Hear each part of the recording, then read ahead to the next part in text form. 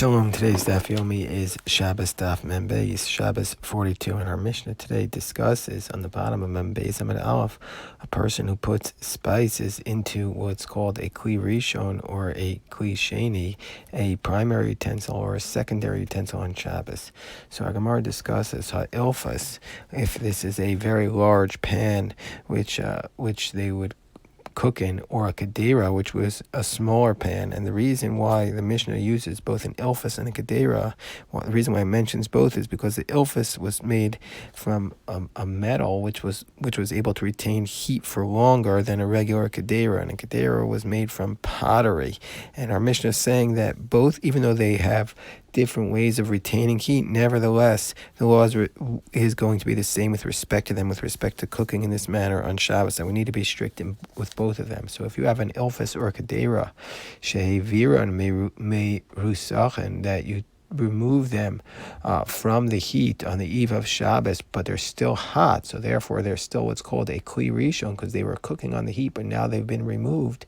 Lo yitenu tochan tavlin, then a person is not allowed to put, after nightfall, after Shabbos starts, a person is not allowed to put spices into them, because we have a principle that a Kli Rishon, the utensil that was cooking directly on the flame, even though it's no longer on the flame, as long as it is still hot, it is going to be considered that it cooks, and therefore it's going to cook the spices that we place into them, and therefore a person is not allowed to place into them spices even though they've been removed from the flame. And so that is the law with respect to the Kli Rishon. However, says our Mishnah, Avol nosein hu atoch haka'ara, but a person can put the spices into a bowl, or atoch hatamchoi.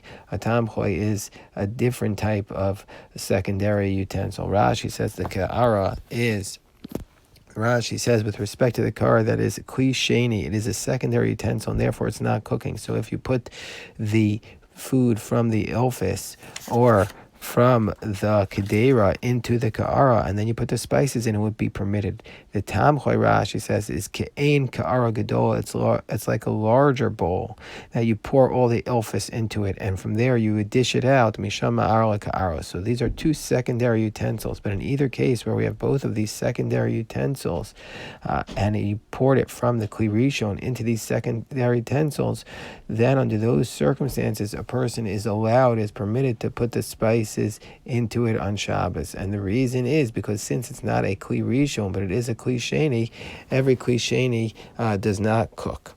That is the position of the Tanakama of our Mishnah. But Rabbi Yehuda comes along, and Rabbi Yehuda says, no, he's not like that. Rabbi Yehuda says, he says, L'kol hu nosein, you can put the spices into everything. Chutz midavar sheyesh bo chometz vitzir.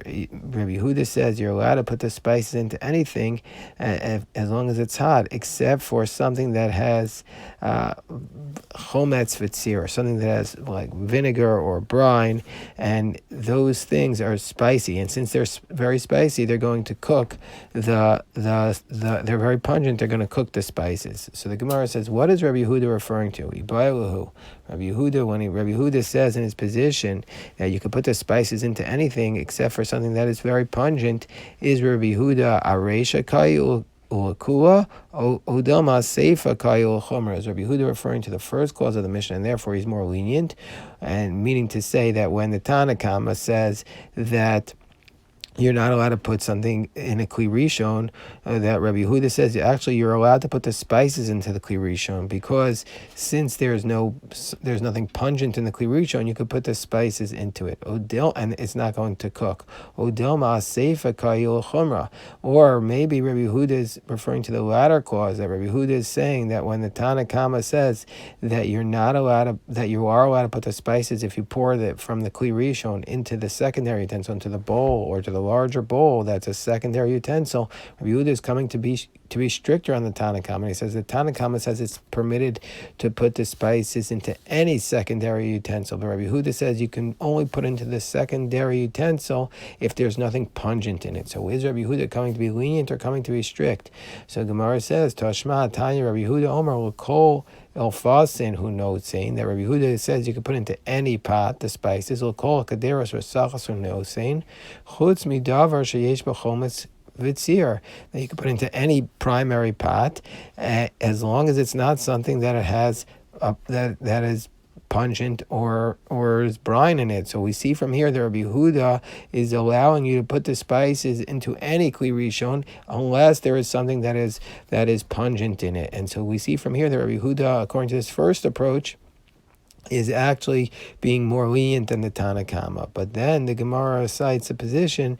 Gemara is going to say in Ika da Amri that switches Rabbi Yehuda's position. But according to this first approach, however, Rabbi Yehuda is being more lenient than the Tana Kama. However, even though this is the case that the Gemara wants to know what Rabbi Yehuda's position is, we know that the halacha is like the Chachamim. The halacha is, we paskin for halacha like the Tana Kama, and the law is that a kli rishon that was removed from the flame, a person is not allowed to put spices into a primary utensil if it is a kli rishon. However, Rabbi Yehuda's position is very important for halacha as well, because we have from here a basic principle that even though something is a secondary utensil, and we generally speaking say that secondary utensils do not transmit taste with respect to something that is pungent, we see from Rabbi Yehuda's position that pungency, that if it was a davar charif, a spicy thing, the taste can even be transmitted in a secondary utensil. That's a very important principle that comes out from Rabbi Yehuda's position, even though we don't paskin like Rabbi Yehuda in this specific case.